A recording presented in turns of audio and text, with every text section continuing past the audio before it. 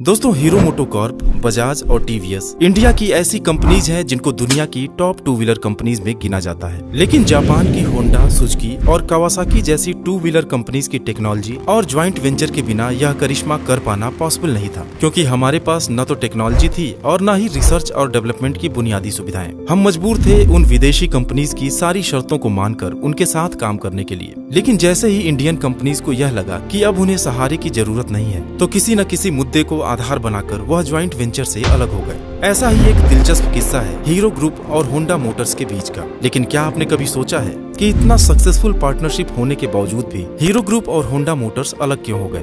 एक साइकिल बनाने वाली कंपनी के पास आखिर इतनी हिम्मत कहां से आ गई कि दुनिया की नंबर 1 बाइक प्रोड्यूसर से अपने रिश्ते खत्म कर लिए और अलग होकर हीरो ग्रुप के सामने आखिर क्या दिक्कतें आई? उनसे निपटने के क्या उपाय किए गए? किसको फायदा हुआ और किसको नुकसान हुआ? आज की हमारी वीडियो में हम इन्हीं सब बातों को गहराई से जानने वाले हैं।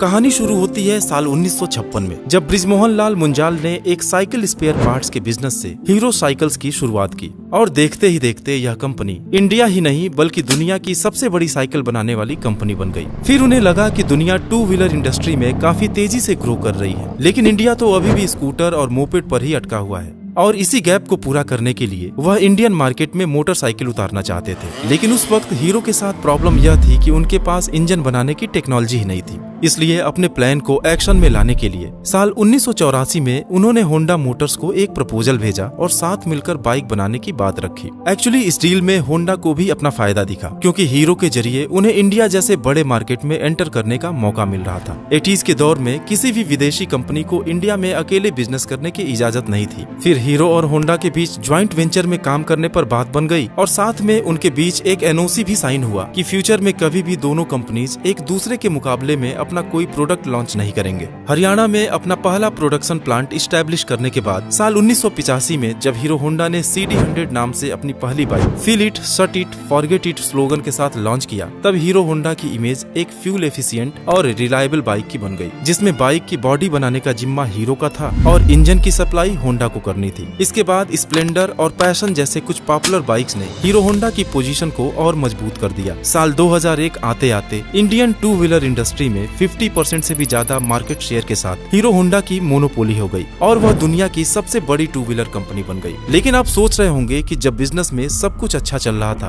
तो 2010 में मुंजाल साहब होंडा से अलग क्यों हो गए? असल में ऊपर से तो चीजें अच्छी नजर आ रही थी, लेकिन अंदर ही अंदर मैनेजमेंट के बीच कुछ बातों को लेकर लंबे समय से प्रॉब्लम्स चल रही थी, जिसमें दो मुद्दे ऐसे थे जो बाद में उनके अलग होने के मेन रीजंस बन गए। सबसे पहला रीजन तो यह था कि साल 2000 के बाद बजाज ऑटो, टीवीएस, यामाहा और सुजुकी जैसे कई नए प्लेयर्स इंडियन मार्केट में आ गए, जिससे हीरो होंडा के मार्केट शेयर पर प्रेशर आने लगा। तब होंडा मोटर्स ने इन नए प्लेयर्स के साथ सीधे कंपटीशन करने के लिए साल 1999 में Honda motorcycle and scooter India नाम की एक अलग कंपनी शुरू कर दी और एक्टिवा नाम से एक स्कूटर भी लॉन्च कर दिया, जो कि हीरो के साथ हुए उनके एग्रीमेंट के बिल्कुल खिलाफ था। और दूसरा रीजन यह था कि साइकिल प्रोडक्शन में दुनिया की सबसे बड़ी कंपनी होने के बावजूद भी हीरो को अपने बाइक्स नेपाल, बांग्लादेश और श्रीलंका जैसे कुछ पड़ोसियों के अलावा इंटरनेशनल मार्केट में एक्सपोर्ट करने की परमिशन नहीं थी, जबकि होंडा अपने बाइक्स अमेरिका और रसिया जैसे डेवलप्ड कंट्रीज में बेचकर अच्छा प्रॉफिट कमा रहा था। मुंजाल साहब यह बात समझ गए थे कि इंटरनेशनल मार्केट में जो पोजीशन वह चाहते हैं उसके लिए उन्हें अपना खुद का इंजन डेवलप करना ही पड़ेगा, और इसलिए हीरो अपने प्रॉफिट का ज्यादातर हिस्सा इंजन डेवलप करने पर खर्च करने लगा, जिसके चलते दोनों के बीच का दरार और भी ज्यादा बढ़ गया। और इसका रिजल्ट यह हुआ कि हीरो और होंडा के रास्ते अलग हो गए। जिस होंडा मोटर्स के साथ मिलकर हीरो ग्रुप ने दुनिया की सबसे बड़ी बाइक कंपनी होने का खिताब जीता था, आज वही होंडा ग्रुप उनका सबसे बड़ा कंपटीटर बनकर खड़ा था।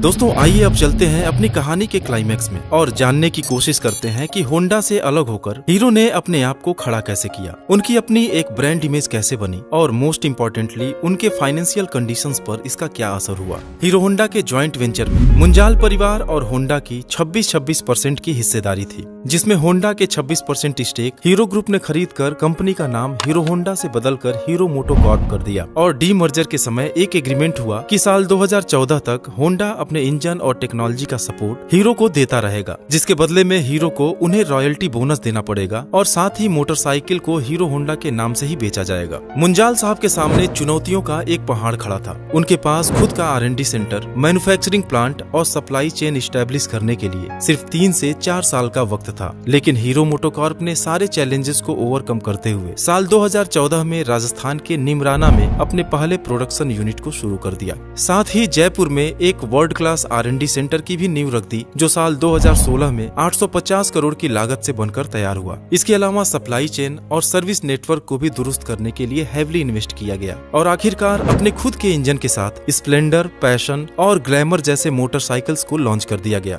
लेकिन क्या इतना ही सब कुछ हीरो के सक्सेस के लिए काफी था? शायद नहीं, क्योंकि हीरो को लोग एक साइकिल बनाने वाली कंपनी के लिए जानते थे। मोटरसाइकिल तो होंडा के नाम पर बिकती थी। अब हीरो को जरूरत थी अपने ब्रांड इमेज को मजबूत करने की। उन्हें होंडा से अलग अपनी पहचान एक स्टैंड अलोन कंपनी के रूप में बनाने की चुनौती थी। इसलिए एक नया लोगो और एक नई टैगलाइन हम में है हीरो से कंपनी का रीब्रांडिंग शुरू किया गया, जिसमें यूथ को टारगेट करते हुए हीरो मोटोकॉर्प को एक कस्टमर सेंट्रिक ब्रांड के रूप में पेश किया गया। हीरो मोटोकॉर्प का नया लोगो और ब्रांड आइडेंटिटी ब्रिटिश की एक फेमस फर्म वोल्फ-ओलिंस ने डेवलप किया। हीरो ग्रुप ने यहाँ पर भी बाजी मार ली और लोगों का भरोसा जीतने में कामयाब हो गए। अब इतना सब कुछ जानने के बाद आप हीरो मोटोकॉर्प के फाइनेंशियल परफॉर्मेंस और सेल्स फिगर को भी जरूर जानना चाहेंगे कि आखिर होंडा से अलग होकर फायदा हुआ या नुकसान। दोस्तों, होंडा मोटर्स एक मल्टीनेशनल कंपनी है जो इंडिया के अलावा पूरी दुनिया में अपने 2 व्हीलर्स और 4 व्हीलर्स के साथ मौजूद है। जबकि हीरो मोटोकॉर्प ने होंडा से अलग होने के बाद अपना ग्लोबल एक्सपेंशन शुरू किया था और आज 40 देशों तक अपनी पहुंच बना पाया है। होंडा से अलग होने के बाद हीरो मोटोकॉर्प का नेट वर्थ लगभग $7 बिलियन था, जो ऑटो सेक्टर की लंबी मंदी और कोविड के बावजूद भी आज लगभग $7.5 बिलियन है, जो कंपनी के कंसिस्टेंट परफॉर्मेंस को दिखाता है। और वहीं होंडा मोटर्स का नेट वर्थ साल 2011 के $55 बिलियन से घटकर $45 बिलियन हो गया है। और दोस्तों, हीरो होंडा जब मिलकर काम कर रहे थे तो 50% से भी ज्यादा इंडियन 2 व्हीलर मार्केट पर उन्हीं का कब्जा था। जबकि साल 2022 के सेल्स डेटा के हिसाब से देखा जाए तो 53 लाख 2 व्हीलर बेचकर इंडिया की सबसे बड़ी 2 व्हीलर कंपनी है, जिसके पास लगभग 35% मार्केट शेयर मौजूद है। जबकि 25% मार्केट शेयर के साथ होंडा मोटर्स दूसरे पायदान पर आता है, जिसकी साल 2022 में लगभग 40 लाख यूनिट्स बेची गई थी। और जहां हीरो होंडा के कुल एम्प्लॉइज की संख्या लगभग 6000 हुआ करती थी, आज हीरो मोटोकॉर्प अकेले ही 8600 लोगों को रोजगार देती है। हीरो मोटोकॉर्प के आज इंडिया में 6 और बांग्लादेश और कोलंबिया में एक प्रोडक्शन यूनिट के साथ जयपुर और जर्मनी में वर्ल्ड क्लास R&D सेंटर्स मौजूद हैं। और बात अगर हीरो के प्रोडक्ट लाइन की करें तो स्प्लेंडर, पैशन और ग्लैमर जैसे पॉपुलर बाइक्स के साथ ऑफ रोड एडवेंचर्स के लिए एक्सपल्स 200 सीरीज और प्लेजर,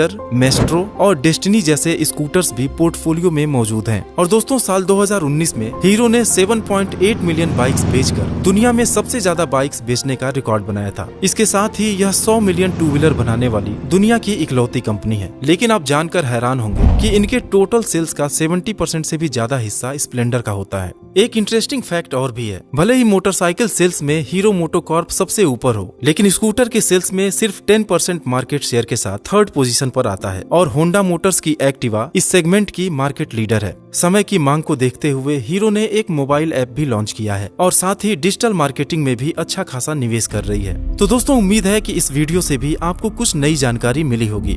थैंक्स फॉर वॉचिंग।